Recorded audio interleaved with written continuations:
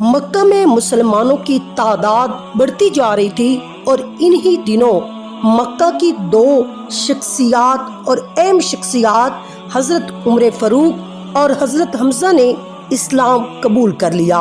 ان کے اسلام قبول کرنے سے کفار مکہ سمجھ گئے کہ اب ہم محمد مصطفیٰ کو کوئی بھی جسمانی نقصان نہیں پہنچا سکتے۔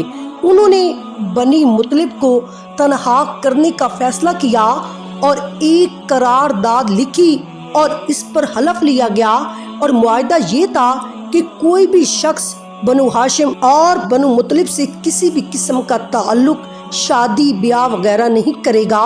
ان دو قبیلوں کے ساتھ کسی قسم کا کھانا پینا اور کوئی بھی لین دین نہیں ہوگا۔ یہ قرارداد اس وقت جاری رہے گی جب تک یہ لوگ حضرت محمد مصطفیٰ کو نعوذ باللہ قتل کے لیے ہمارے حوالے نہ کر دیں۔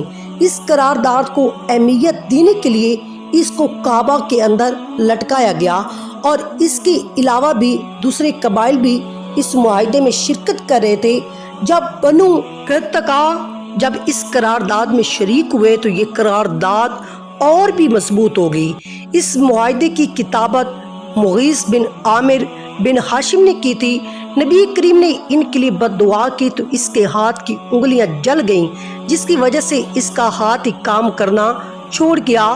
قریش مکہ اس بائیکاٹ سے مجبور ہو کر ابو طالب نے اپنے خاندان کے ساتھ شیب ابی طالب میں پناہ لے لی۔ حضرت ابو طالب بنو ہاشم اور بنی مطلب کی حفاظت کی خاطر پہلی محرم 7 نبی کی شب کو تمام خاندان بنی ہاشم کے ساتھ آپ شیب ابی طالب میں پناہ گزین ہوئے۔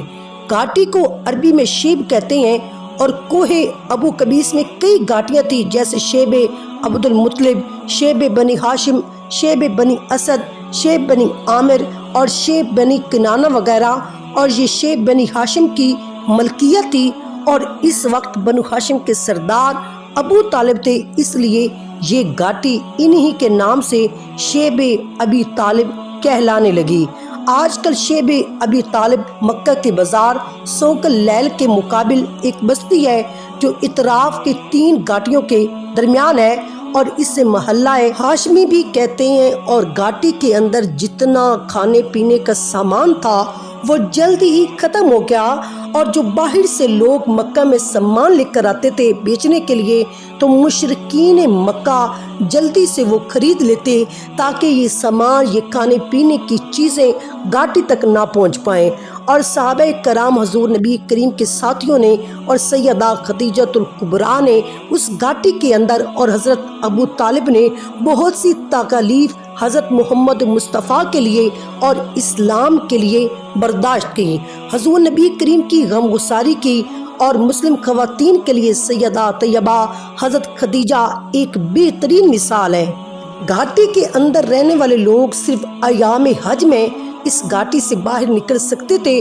اس وقت بھی قریش یہ کرتے کہ کھانے پینے کی چیزوں کو زائد قیمت پر خرید لیتے تاکہ کوئی چیز بھی ان کو نہ مل سکے، اور ان کی صرف منشا یہ تھی کہ ان پر زندگی کو تنگ کر دیا جائے۔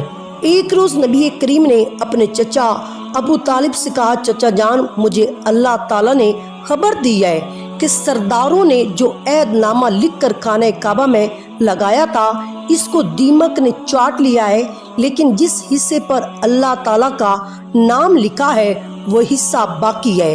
مکہ میں چند بزرگوں کو یہ عہد نامہ پسند نہیں تھا۔ انہوں نے ایک جگہ جمع ہو کر فیصلہ کیا کہ اس ظالمانہ فیصلے کو ختم کر کے بنو ہاشم اور بنو مطلب کو شہر میں واپس بلا لیا جائے۔ ابھی یہ لوگ باتیں کر رہے تھے کہ حضور نبی کریم کے چچا حضرت ابو طالب تشریف لائے اور بائیکاٹ کرنے والوں سے کہا، قریش کے لوگوں، میرے بھتیجے حضرت محمد مصطفیٰ نے مجھے اطلاع دی ہے، تم نے جو عہد نامہ لکھ کر خانہ کعبہ پر لگایا تھا اس کو دیمک نے چاٹ لیا ہے، اس میں لکھا ہوا صرف اللہ تعالیٰ کا نام باقی رہ گیا ہے۔ اب تم عہد نامہ منگوا کر دیکھو، اگر ایسا ہے جیسا حضرت محمد مصطفیٰ نے فرمایا ہے تو تم بائیکاٹ ختم کر دو، اگر ایسا نہ ہوا تو میں حضرت محمد مصطفیٰ کو تمہارے حوالے کر دوں گا۔ काफिरों ने अबू तालिब की बात मान ली, ऐदनामा मंगवा कर देखा तो हजूर नबी करीम ने जो भी फरमाया था वो सही था, और इस तरह ये ऐदनामा ख़त्म कर दिया गया और मुसलमान शेबे अबी तालिब से बाहर आ गए। बहुत ही ज़्यादा मसाइब और तकलीफ पहुंचाते हुए जब कुरैश के लोग हज़रत मोहम्मद मुस्तफ़ा को नफ्सियाती शिकस्त ना दे सके तो कुरैश के लोगों ने माशरती दबाव डालने का मंसूबा तैयार किया। इस तरह इनके सरपरस्त और निगरानों के लिए अबू तालिब पर दबाव डालने लगे। एक दफ़ा कुरैश के 25 सरदार अबू तालिब के पास आए और सबसे पहले उन्होंने नबी करीम की शिकायत की। फिर कहा कि हम आपके सामने इंसाफ की बात पेश करते हैं, आपका भतीजा हमें हमारे दीन पर छोड़ दे, हम उसको उसके दीन पर छोड़ देते हैं। वो जिस भी माबूद की इबादत करना चाहता है वो करे, हम इसके काम में दखल नहीं देंगे, लेकिन इनको चाहिए कि वो हमारे माबूदों को बुरा ना कहें। कुरैश के लोगों को ये ना कहते फिरे कि हम अपने माबूदों को छोड़ें, आप हमारी इस शर्त पर नबी करीम से हमारी सुलह करवा दें। इनके नज़दीक सुलह करवाने का इससे बेहतर तरीका क्या हो सकता था। अबू तालिब ने हजूर नबी करीम को अपने पास बुलाया और सारा किस्सा बयान किया। आपने फरमाया, चचा जान, मैं इनको ऐसा कलमा बताता हूँ, अगर वो इस कलमा पढ़ लेते हैं तो सारे लोग इनके ताबे होकर रह जाएंगे। इस पर उन्होंने कहा कि तुम कलमा क्या कहते हो, हम 10 कलमे कहने को तैयार हैं, मगर हमें ये बताओ कि तुम्हारा कलमा क्या है। आपने फरमाया, ला इलाहा इल्लल्लाह मुहम्मद रसूलुल्लाह। ये सुनकर वो लोग गुस्से और तकब्बुर के साथ खड़े हो गए और मुख्तलिफ बातें करते हुए चले गए कि तुम अपने माबूदों पर जमे रहो। ये बात क्या है, हमने तो ये बात पिछले दिन में भी नहीं सुनी, ये कलमा हमने पिछले दिन में भी नहीं सुना, ये तो सिर्फ मन गढ़ंत है। मुसलमानों को इससे निजात तो मिल गई, लेकिन कुरैश के 3 साल तक मुसलसल बाइकाट की वजह से बहुत से मुसलमान बीमार हुए।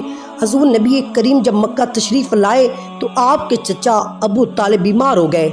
आपकी बीमारी इंतहाई शिद्दत की थी, जिसकी वजह से चंद ही दिनों में आप बिस्तर से उठने के काबिल न रहे। आपने बीमारी की हालत में अपने चारों बेटों को बुलाया और हुक्म दिया कि मोहम्मद मुस्तफ़ा का हमेशा साथ देते रहना, कभी भी इन्हें अकेला न छोड़ना। इसके साथ ही रसूल अल्लाह को भी नसीहत की, मेरे प्यारे बेटे अली को अपने साथ रखना और ऐसे ही परवरिश करना जैसे मैंने आपकी परवरिश की है। बस इसी बीमारी में आपने वफात पाई। आपकी वफात ने रसूल अल्लाह को बहुत गमगीन किया, क्योंकि आपके यही चचा थे जिन्होंने सारी ज़िंदगी काफरों से रसूल अल्लाह को बचाया, और यही वो चचा थे जो बनी हाशिम और बनी मुतलिब के सरदार थे, जिस वजह से कुरैश मक्का खुलेआम रसूल अल्लाह को शहीद ना कर सके और उनके घर पर हमला ना कर सके। हज़रत अबू तालिब की विसाल के बाद चंद मुद्दत के बाद हज़रत खदीजा भी अपने खाले की हकीकी से जा मिली। हज़रत अबू तालिब और हज़रत खदीजा के विसाल करने के बाद मुशरिकीन ने पहले से भी ज़्यादा आप नबी करीम का मक्का में रहना मुश्किल कर दिया। रसूल अल्लाह के 2 करीबी और प्यारे साथी सैयदा खदीजतुल कुबरा और हज़रत अबू तालिब का जाने का गम हजूर को बहुत ज़्यादा महसूस हुआ, तो अल्लाह के रसूल ने फरमाया कि ये साल आमुल हुज़न है, यानी गम का साल है मेरे लिए। मुझे अपने 2 प्यारे इस दुनिया से छोड़ कर चले गए हैं।